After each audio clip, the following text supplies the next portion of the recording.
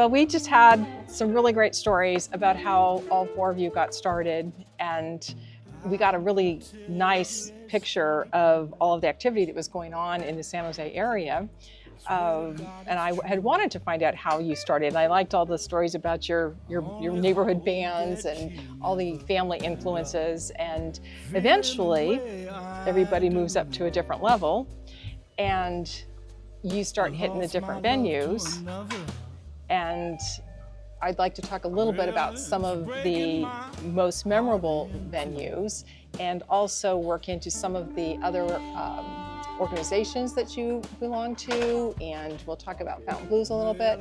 So I will mention that there was an organization called Silicon Valley Blues Society, of which you were part of the founding. Yeah, I'm one of the founding members. As a matter of fact, this was the epicenter for that. We used to have our meetings here.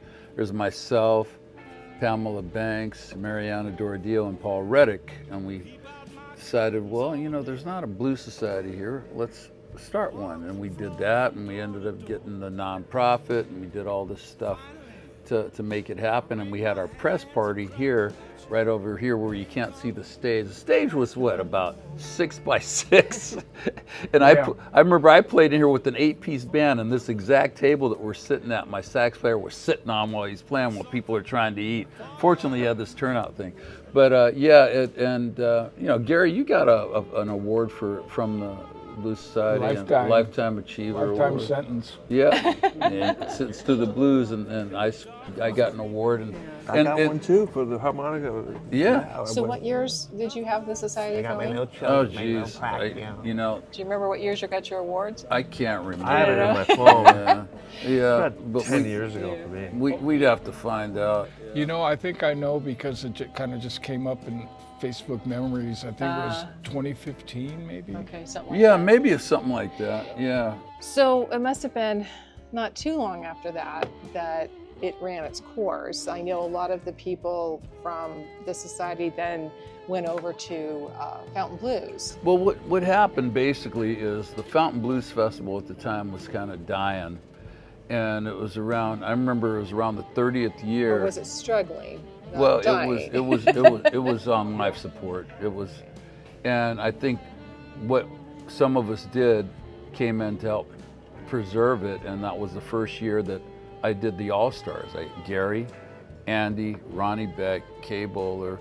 There was a host of us, Richard Palmer, E.T., and we created this big band called the Fountain Blues All-Stars. I remember that. And that's when it was the last year, I think, at San Jose State, and we played that, and it kind of helped. But what happened was the merge happened later because they wanted to have a nonprofit. Silicon Valley Blues Society wasn't doing much. They had all this membership, which was cool, because they sold a membership where you could get some things, and they'd save their money for the end and have a party. So they did it for a few years. And I stepped back because I was too busy trying to be a musician, and it kept going. And they brought in, I believe, Bob Gonzalez and some other guys, and they decided to move over. I need kung fu to get this fly, and Did I get it? I hope you did. But he comes over here. Yeah, and so I'm ready. and so they ended up merging, and they continued on. But what we did is we ended up doing a few more shows after that because it kept going, and we would pull in different people from the All-Stars, and so that was a cool thing. So again, for the benefit of those who don't know, San Jose Fountain Blues started at San Jose State University in 1981. Mm-hmm. Ted Gerke was the student advisor, and he had students like Dan Ross and Rick Bates. Who were doing all the talent for the first, I think, 3 years or so. We're now going into our 43rd year. So even though they were on life support, they have this shirt's from 24 resuscitated, and we are now 2 days as opposed to 1 day. And yes, Bob Gonzalez took over the helm after Ted Gerke passed away in 2019. Yeah. So Ted was sure. He was. You know, I can hardly remember this, but I know it's a fact because I played there. There was before the Fountain Blues Festival, there was a blues festival at San Jose State College. It was called the San Jose Blues I remember Festival. that. And it was at the area where the fountain is in San Jose State. Yes. And those were like, that was a long time ago. That was like 79 maybe. That was They before do it on Mother's that Day, was before right? JJ's started to throw their blues Yeah. festivals out. Yeah, they had those too. I remember John Lee Hooker pulling up, and I hadn't seen him in a while, and he goes, "Oh, hey, Jay, you back in the saddle? You back in the saddle?" Yeah, John Lee was something. And as a matter of fact, at the Fountain Blues Festival, I saw my cousin play, and he goes, "I got a gig with John Lee Hooker. I'm going to be leaving." And I had just seen the Stones at Candlestick, and I was all drunk as usual. I go, "Well, I know the Stones dig John Lee Hooker. If you see Mick Jagger, tell him he hit me in the face with a bucket of water." Tim laughs. 2 years later, or maybe 3, we got Tough City going, and we're rocking. We're playing the Keystone, opening for John Lee. And so I'm sitting backstage and stuff. This is fun. I'm sitting back there, and all of a sudden Tim walks in, and he's got, what's the guy, Yogi? Yogi was a roadie. He was his roadie. And so they walk in, and we're all, he goes, "What are you doing here?" I go, "We're opening for you." He goes, "Oh, yeah." And so we're talking, backstage, having a few drinks or whatever. And he goes, "Hey, I told him what you said." And I go, "What are you talking about?" He goes, "Mick Jagger." He goes, "Go get the book." And he brings out this book, and he's there with Mick Jagger and Charlie Watts and all these. He goes, "Hey, I told him." He goes, "I think I remember that." But yeah, and then that night I had bought a pair of shades, Michael Jackson shades at 7-Eleven. They were popular. John stole my shades. Oh, because he didn't have. He goes, "Hey boy, I forgot my shades. Can I use your shades?" And I said, "Yeah, go ahead." 7-Eleven And he was shades. doing this thing. And then he walked off and was gone. I never saw those shades again. He was good for taking shades. Oh yeah, you never get it back. So as we unfold all of the history of how everything came about here, so there's a lot of influences. We had, Fountain Blues was early on, all the venues in 60s and 70s. Then we had another renaissance in terms of venues that came around the 80s. Most everybody brings up JJ's Blues with a lot of enthusiasm, and I'm assuming you all have a few stories about JJ's, and that was... We were the first ones to open it up. Yeah. You and Chris. Sammy. Played there with you quite a bit. First ones. I told Max, I said, "You know what, man, you should charge $2 for everybody to come in here." Start a cover. I said, "Start a cover." What'd you do that for? Because I wanted some more ducats in my pocket. Oh, okay, I got it. Did you guys ever see that picture of John Lee signed his autograph picture on the wall right there at JJ? J.H. Hook. Yeah. Matter of fact, I got one of my pictures he signed for me. I left it at Joe Soja's house, and I was in this pawn shop on the east side, and there it is on the wall. I go, "Hey, that's my picture." That's great. He goes, "Well, that'd be about $200. I go, "What?" To buy my own picture bag. That picture was signed.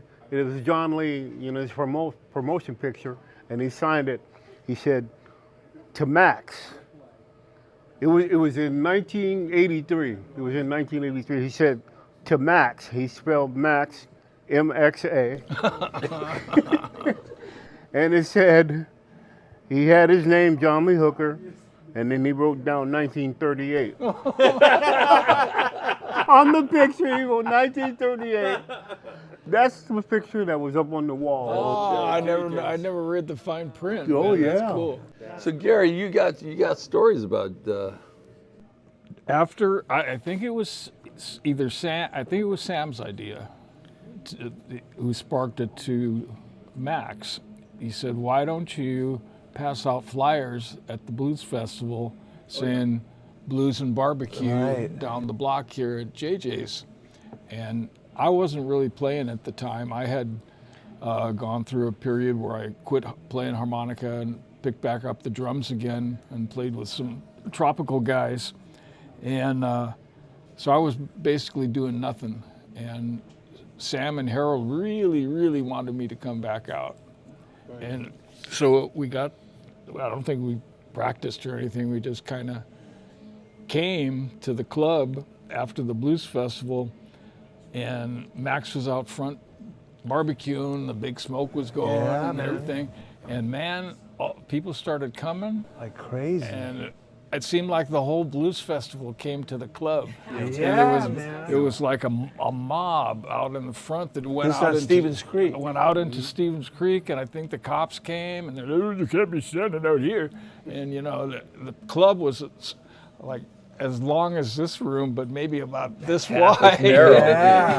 And it was just jammed and filled. That's But when man, that feeling, man. And you could- that was when you could- feel. Yeah, that's right. That's when you could smoke in the club, and the last 3 feet of the ceiling to the bandstand would be solid smoke. So you'd be up there, you'd be just about, might as well light a Marlboro, man. Because And we played from 9:30 to 1:30. we played 4 hard hours, man, just huffing and puffing that harmonica But with you had the guts and energy. pure then. camel.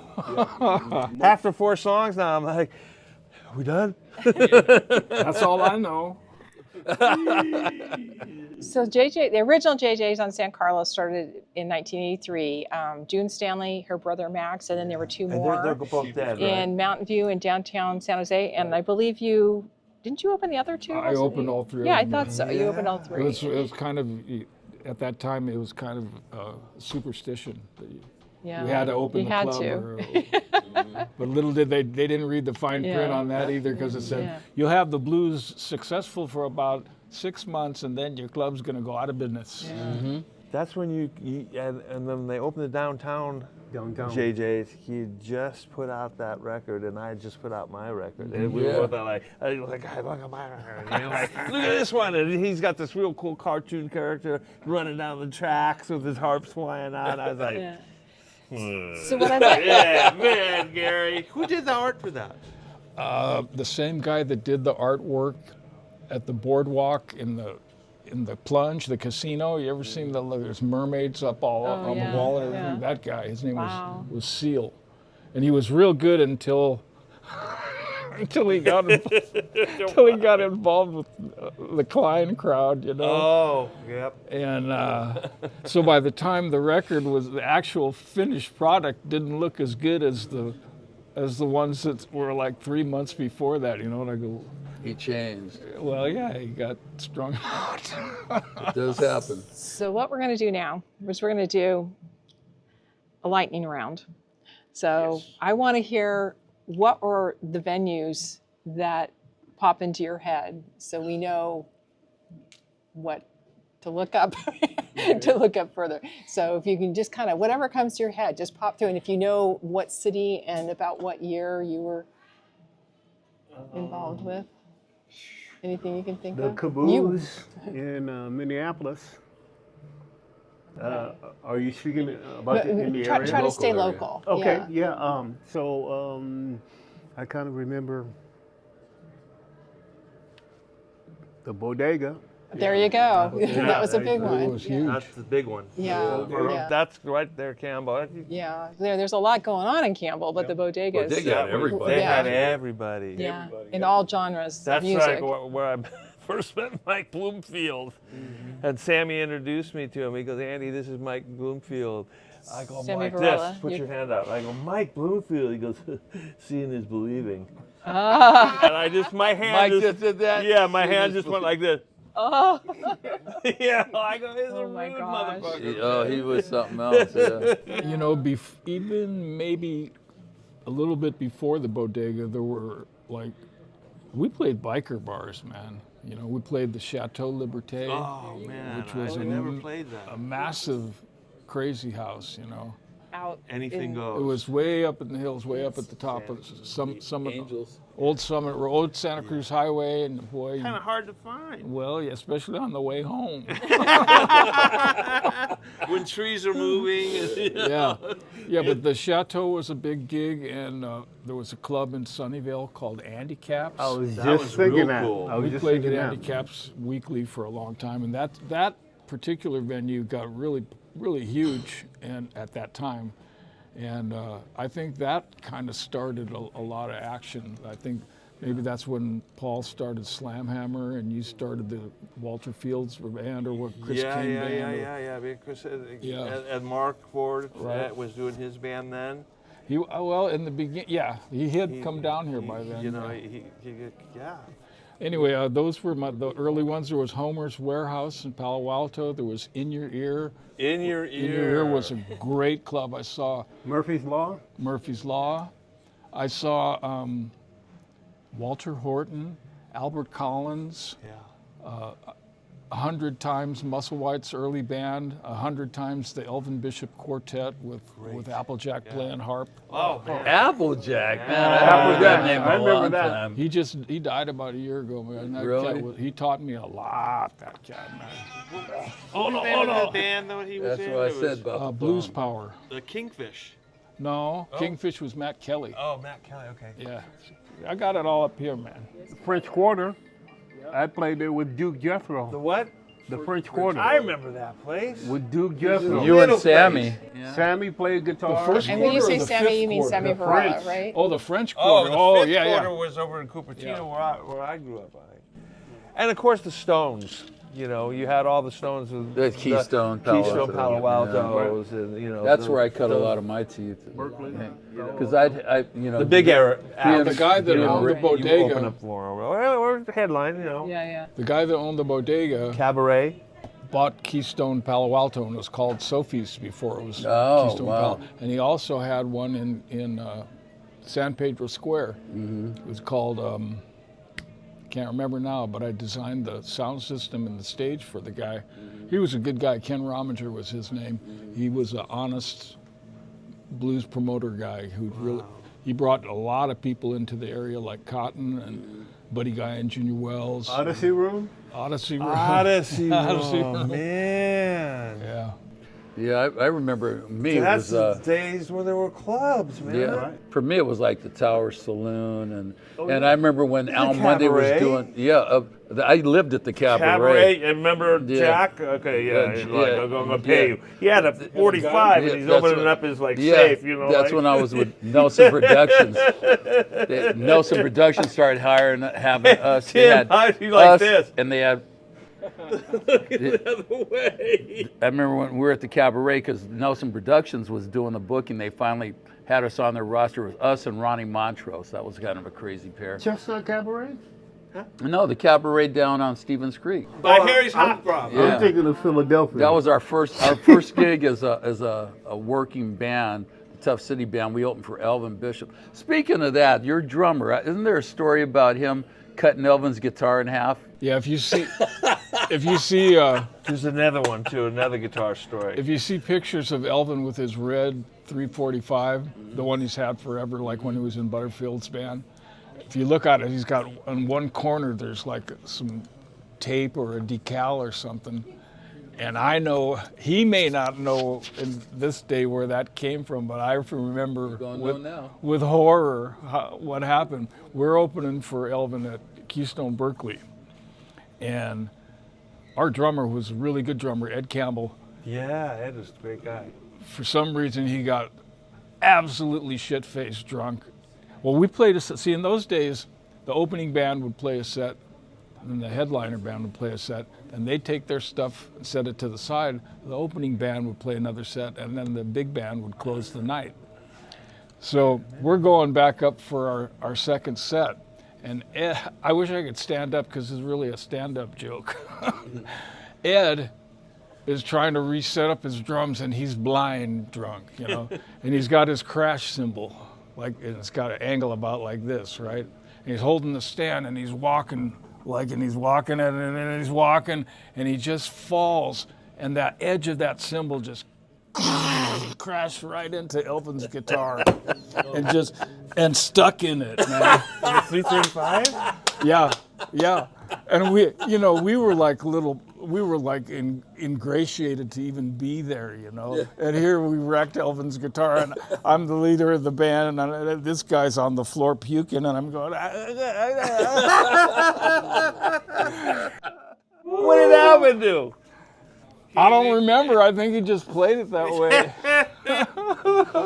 That's something else. So you guys have mentioned a lot of great names. I got one, go ahead. one that was a weird experience.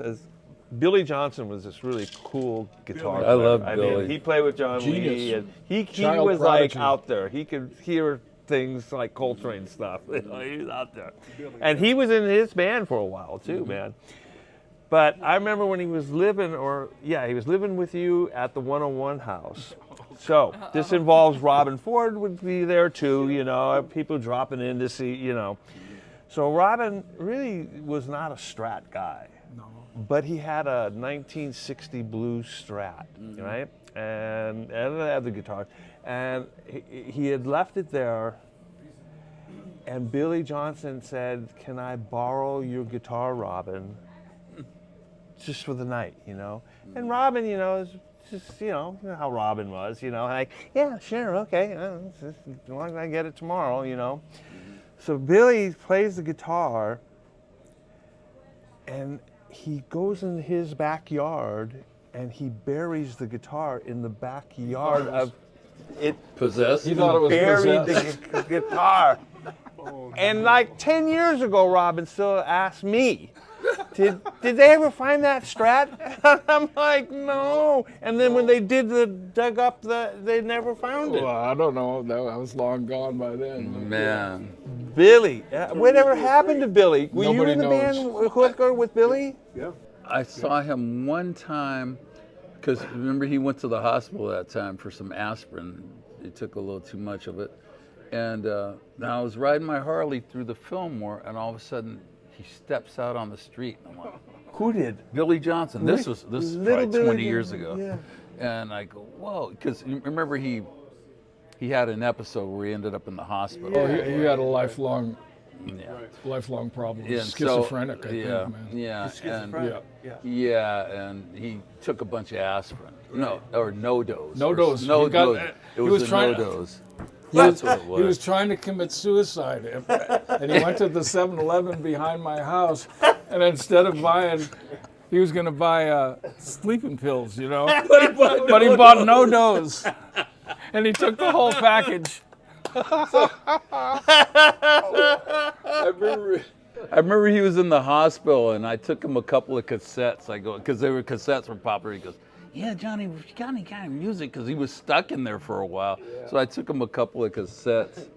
But Billy, he was a monster player. Monster player. I remember a couple of times he came on with a Zorro mask. I'm like, what the heck? Yeah, it's too bad because he was a prodigy, man. He was Bud Demick's child prodigy, and he played with Chet Baker, man, at Ricardo's.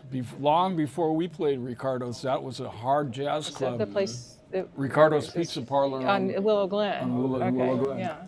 Even Robin said that Billy had taught him a lot of stuff. He was a taught- genius. You remember? Those two guys used to sit with the big fat body guitars. I'd walk in the Super house, 400s. and these guys would be playing John Coltrane duets on the two fat body guitars. I'm going, And he's like in a leather jacket and a hat, and and I'm there just watching. yeah, it was something. Those guys, that kind of, Great time. it kind of moved away from what we were doing, and eventually, I think that was kind of when Robin went to L.A. and Tom Scott and all that. Yeah. That was when him and Larry Carlton invented fusion, man. As far as I'm concerned. Yeah. But the real fusion was those two guys with the Super 400 guitars. L5's playing like, Love Supreme. Yeah. Crazy. Playing a silent Out way. or jazz playing, stuff that most people don't understand, just out there. Back to the club stuff, Lord John's, they did fusion and blues, they were, Yeah, they now were that was that across the street? That was by Santa Clara University. Oh, Chris used to hold court there all the time. yeah, But then they'd have like jazz cats like David Ladd and those What guys. about in Los Gatos? What was the upstairs club called? Broadway. Number one Broadway. Yeah, I was there for 100 You played there years. a lot. Yeah. Mesas were Ron. Mesas. Ron and Sid used to play at Mesas. That was for- downstairs. Yeah. That's where I first saw Rod Piazza. And also Joshua's. I Yeah. remember when my later years when my band got to play there back to back when I was playing drums, we were opening for Ron there, Ron Thompson. And so it was Big $300 job, one of our first gigs. $300. That's a lot of money. And we went in there and we're playing our butts off and stuff, and we finish up. And now the chick, Mary, who was the manager, starts ducking us. You know, she's hitting corners and, you know, like she's trying to wait for money. She's going over here, and I'll be right there. And she goes over here. Yeah. And you can tell, you get the feel she ain't gonna pay us. Yeah. So Ron comes in with Deacon. Now Deacon was a friend of mine too. He's an Oakland Hells Angels, a big giant guy, and he loved Ron. So because Ron always played the clubhouse and comes in with a couple of Hells Angels, and they're loading stuff in and shit like that, right? Yeah. So I go, and Ron goes, "What's up, Johnny? What are you doing?" I go, "Oh man, I don't think this chick wants to pay us." And Ron, you know how Ron is, and he goes, "Well, you know what you do? You just tell her you're just gonna hack up a piece of her bar and take it with you, and when you get your money, you'll bring it back." And the crazy part is, she sees me talking there, and Deacon, this giant guy, they're looking at me. She says, "Oh, trouble." So she thought I was telling these angels or I don't know what she thought, but she, "Oh, here's your money. How you doing?" And I mean, that quick. I had chased her around for 30 minutes before that. So it looked like I had some juice when I had nothing, you know, but it worked. So we don't get cut off here, I'm going to kind of bring up a couple more quick things here. First of all, I got a really good sense of the different venues. There's a lot more you guys can tell me about, I know.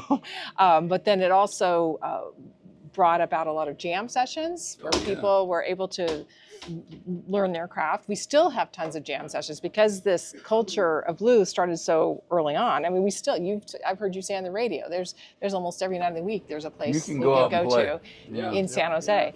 It's more music here than anywhere else in California. And it's still going strong. So Well, then how come I ain't rich is what I'd like to know. Well, you rich in spirit. You're still here, ain't you, Uncle Gray Hair? what why do you think that we had so much creativity here? Why do you think that it just everything? I mean, obviously you've got all you guys, plus we've got some other, you know, like Chris Kane and Tommy Castro, but then we've also got all these other people, and we've had people come on the scene after you, John Wiedemeyer. It was the way to get girls. Yeah, but there's girls on this list. It was a good John way. Wiedemeyer, You Linda bet it was. Chrisley, That's why I Laura was Price, started. Laura Chavez. Then there's also Shane Sammy White's on Varela, there, Max Cabell. Well, I was looking at some of the younger people here, just seeing the generational changes. It's continued on here. It developed a culture at JJ's, and That was important. and that was the epicenter. Yeah. And there was the two jam sessions Jams. on the weekends They're before pro they'd jams. have a regular thing, you know. And that's where people cut their teeth. And then the younger people that were coming up, like Andy mentored a lot of young cats. John Wiedemeyer And Chris Kane. Yeah, and Chris. I found both of them. Yeah, and Benson too. And Benson. Yeah. I'm a guitar Yeah. finding motherfucker. Yeah, and it's true. And you know, different cats that came along, and then Gary with his harp, like Aki Kumar and cats like that. I mean, they studied with Barrett, but then Gary was the godfather, you know, where it came down to the lyrics. Barrett was my That's right, student. man. I Barrett, taught Barrett. Barrett came up to me at the San Jose State Blues Festival with his dad when he was like 12. And he said, "You want to give my son lessons?" I go, "Nah." Yeah. And another 12-year-old Kyle Rowland, you know, who's not from this area, but he used to come out and hang, and you know, his dad would always try to throw him up on stage with us and stuff. And, you know, like last time I actually played when Nick Gravenitis was on a gig was with Barry Melton. They called me for a gig, and that's when I first met Kyle Rowland. He was 12 years old. Well, that's the other thing that's so cool about here. You know, you've got all these people that are local, but you've got all these people you've been talking about, even now, that are still attracted to playing here. Well, like the second wave happened because like these younger guys start seeing this stuff and they start coming out. And then people like you guys. Andy Mazzelli, you know, I got a and picture then, of him right and then, there. yeah, Andy, Laura Chavez, Laura Price, Shane Dwight. What was the girl's name that used to play with Osborne? She passed away. Vala Cook. Yeah. And She was in the band. Yeah. and there's just all the, and so it went generationally, and like these cats, like me and John were talking on the phone. I talked to Weed, and he was like, yeah, he goes, man, I remember when I'd have to stay outside. And I could go on and play a little bit. I go, yeah. I remember times when we would go and play. So when the Shapes were playing, I went with you guys to a couple of clubs, and I was like trying to take pictures and thought I was some photographer. But me and John would stand back and play pinball machines, you know, because he was a kid and I was acting like a kid, you know, and I'd sneak him a drink, you know, and that kind of stuff. Little John Chrisley too. His dad used to like when I'd play at the Keystone Palo Alto. You know, we'd be headlining. And boy, it wasn't Little John, but his dad was like just so pushy. I've got a So I good fucking article. with this guy, my temper, you know. Okay, back then, you know. Yeah. So I go, okay, let him come up and play, you know. Mm-hmm. And after I let him go up and play, I go, hey, you can actually play some. And then he became. But his dad would get on your nerves. Yeah. You know, his dad came to fame because he made some guitar. He made something for Buddy Guy and stuff. But then John was on Kids Are People too. He was on all this stuff. He got really popular for a while. 2 seconds, yeah. Yeah. So Tim made a comment when we were on the phone a week or so ago. You said people need to know where the music comes from. And you guys have done such an incredible job of keeping the blues alive, if I can use what you say all the time. Tell me a little bit about that comment. Well, there's so many artists that come out with songs, and people, the younger people, really don't understand where the music came from. And a lot of, for example, George Thorogood, people know George Thorogood for, I forget what tune it is, but he was influenced by John Lee. That's right. And the Rolling Stones, there's people. It's black music. It's black music. It came to me. They need to know where it. Like when we were to learn songs, I personally like to do the original artist, and then we could branch off of that and make it our own.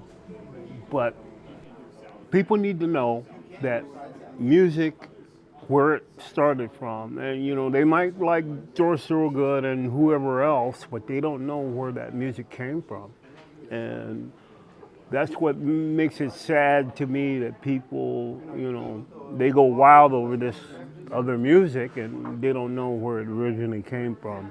It's real American music. Right. Yeah. You know? Right. This is American music. I think it's That's important right now more than ever too that people make sure that history doesn't get erased when That's right. it seems like there are influences that are trying to do exactly that. Yep. you know. They're really trying to do it, yeah. And you know, we'll survive this shit. We'll get the blues has been here for a long time, and I think it's going to be around a A lot long more time. to sing about now, that's for sure. well, It's going to always be around. Yeah, that's right. But people just need to know where the music that they're liking, where it actually came from. And I mean, I've talked to different people and it's like, oh, George Thorogood. No, he didn't do that song. Well, who is that? Who is that? I go, look it up, you know. That's how I did it. I saw McKinley Morganfield. Who is this? He's not in the Yardbirds. Like I was grateful, like when I became friends with Mick Jagger, and so when I first met him, I wanted to thank him for all he did for the blues, because he was one of the guys. The Stones were one of the guys that said, no, we are blues when we're playing this. It wasn't like Zeppelin when they stole the tunes and this, that, and the other thing and went back. You know, it goes, and then they pushed to have Howlin' Wolf on Yeah, they had TV Howlin' Wolf on and Shindig. stuff like that, you know, and they recorded it 20. Yeah, and they recorded at Chess Records and stuff like that, you know. So they wanted to go to do the real stuff. You know? they when they came to Shindig at the very first peak of their fame, Brian Jones brought out Howlin' Wolf and introduced him and told everybody, you know, This is the guy. we're just fake. This is the real deal. Yeah. And Wolf got up with Jimmy Burton on guitar and sang "How Many More Years," man. Wow. And it was wicked. He played 2 harp solos. And they're up there doing the song. And the girls were doing the dancing and shit. And here's Wolf. I'm gonna tell you one more time. That's right.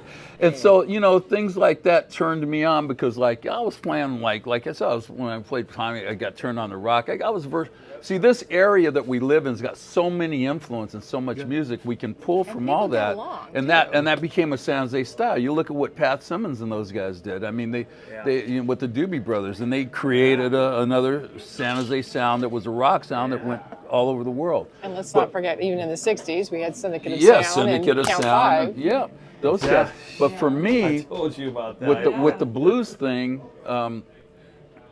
it made me feel good to play blues because first it's my heritage music, but blues wasn't like, you know, the stuff that I listened to was like Tom Mazzolini goes, well, you're playing guitar, you ought to be a sit-down player. I go, no, I'm too electrified for that. And so it was just, when I listen to Freddie King, it's like blues, of course it is, but it's rock and roll. It's like soul music that you can rock to. Was like that. So it really hit me, and I felt it. It was like I play my heritage music, and it can rock, or it can be funky, or it can be whatever. But it's like, And when right at the end, Freddie was just, his music was so powerful, man. And the guitar looked like a toy on him. Oh, he was huge. He was a giant. He had that Les Paul or even a 335. 335 looked like a baby, or 345. It looked like a ukulele. And then big old long collars. And the Billy and the X sign. shoes. Yeah. What were they called? Platforms. Platforms. And he'd be moving too. Didn't we have platforms? I had me some Flag Brothers, baby. You bet. I just think people need to do their homework and know where the music came from. Like our cousin Willie recorded a song called "Read Way Back." Read Way You Back. know, Willie and, Waters. And yeah. Willie Dixon wrote it. Yeah, and he did it on this one record, and it's you got to read way back. Read So- way back to the days of Adam and Eve. Yeah, Because that's where the whole trouble started. that's right. So I, first of all, I want to thank you all a lot for your memories, your stories, and I'm just getting started on all of this. So when I meet with each of you individually, we'll have a lot more that we can share. I could do that after. Okay. Yeah. I'm sorry. But, I talked too much about it. And I yeah, cut it there's a right lot time. to say. There's a That's the thing. lot There's a more lot to to say. say. But I did promise Andy that you could share What? a record. Oh, yeah. Yes, So, right here. I want to make sure you get to that before we finish up. Actually, Gary's got the story. Oh my Okay. God! This is Gary's story. Okay, well let's this is a I'm good on the way for us record, to wrap but it up. this Let's is just Still share in the story. that's still in plastic. I have. I got a box of them, man. Okay, I'll be by your house I'm later. sorry, $100. the price has slightly gone up. I Okay. gotta sell a car to get one of them. Short story, Independent. middle of the 70s. A whole lot of guys in the Bay Area, but hardly anybody getting gigs. And then there were like young guys that probably shouldn't have had gigs who were starting to get gigs. So I had the idea, why don't we do a record like the Chicago Blues Today series, but call it San Francisco by the Bay Today, or some shit like that, you know? And I knew a cadre of wealthy hippies. A cadre. I knew a bunch of hippies that just were blues crazy. And we started kind of what you'd call a collective, an art collective. A couple guys were poets. One guy was a photographer, Jerry Hausler. Surfer. There was some, they were art oriented, you know. We Gardeners. we had a couple of things going, and I talked to these guys. I said, now look, let's go around with the help of Tom Mazzolini, and let's find the best guys that are playing around the Bay Area, and let's use our guys, which at the time was Mike Watson, Ron Thompson, Steve Gomes, Skip Rose, and Sid Morris and Rick Brocchini on drums. Yeah, and so that was the backup band, and I got, just through contacts and stuff, I got in contact with Sonny Rhodes, High Tide Harris, Muscle White, Luther Tucker, Skip Rose. The big exciting thing at the time for me was we found this guy named Robert Lowry. Oh, wow. I mean, when we found him, we found him. We found him at work. You know, somebody go, oh yeah, he's picking vegetables over here. So we go over, this is like, I'm getting goosebumps just thinking about it, but this was a real guy, man, a real country blues guy. And I said, well, let's hear a couple tunes. And he starts playing Robert Johnson, and the jaws went down to the ground, man, because the guy was just a fluent acoustic Delta blues guy. So that was, you know, that just got everybody all excited. So anyway, we booked a $10 an hour recording studio. These guys put up all the money. Everybody got paid in either cash or other things. And Sugar. this was a couple of guys' first records. This was Ron Thompson's first record, Andy Just's first record, Sid Morris's first record, Baker and Dale, the horn section. I don't think they had been recorded before. But anyway, this was it actually was for the bicentennial. That's why we did it in 1976. That was the inspiration, and it came out on 4th of July 50 years ago in 1976. For an encore. And that's the story of that. And about Sonny Rhodes, too. Didn't you produce his first record? I did. That was at that same studio for a Swedish label, and he still owes me money. Yeah, they could see us on YouTube for some of the shows we played together for the Fountain. I saw one with me and you, and then I saw the one with me and you, and that's really awesome. Very really awesome. cool. So that brings me up one more point. Anything you guys have that you would like to share with us that you would like? I do this. Something really funny happened. You know, I've been out of it by choice for a little while here, and I'm just kind of, you know, I walk around the house and kind of mope and stuff. All of a sudden, there's been this spat of Gary Smith internet fame. This guy from Argentina. Oh. It's the same thing. Made a little movie about, it's all in Spanish, you know. So it's all about the El Monstruoso de Ton, the Gary Smith. And, you know, so, and That's this guy. sponsored by Viagra? Yeah. So he's put it on every blues page that there is. I looked at it today, it's a blues from Romania. And it's kind of funny. It's even funnier because it's in Spanish, you know. But he's doing one with me during the interview. We're setting it all up. Yeah, it's cool, man. Well, you know, this one's going to end up on the internet You're really too, so. popular in South America, both you guys. And the Italians. Yeah, the Italians for you. They want me. Yeah. Then once again, como se no rico, muy pobre, porque no dinero for mis amigos. Yeah. So next time we talk, I want to find out how you felt about international audiences, because that's one thing that Zakia Hooker was telling me, is she felt like the international audiences had a much greater appreciation for the blues than they do here. Absolutely. 100%. Yeah. Totally different perspective, you know. They didn't. Absolutely. They I didn't tour go there, through I don't tour racism here. like we. You know. When you're in Germany, those big tents were like, you know what I'm talking about, like those tents in Germany, they're as big as this block. Yeah. So we're gonna wrap it up though, because we're gonna get cut off in just a moment. But I want to thank you all very much. And if you want to share some of your memorabilia, your anything that we can share online, like that, and if you are interested in talking some more in addition to individual talks, then we'd love it. Check out the J.C. Smith Band on YouTube, or just Google it. You'll see myself. You'll see Tim playing with John Lee Hooker. Also, there's clips of Andy and Gary and all of us playing, so you can catch that for free or pay and come to a show. That's even How's better. Gene?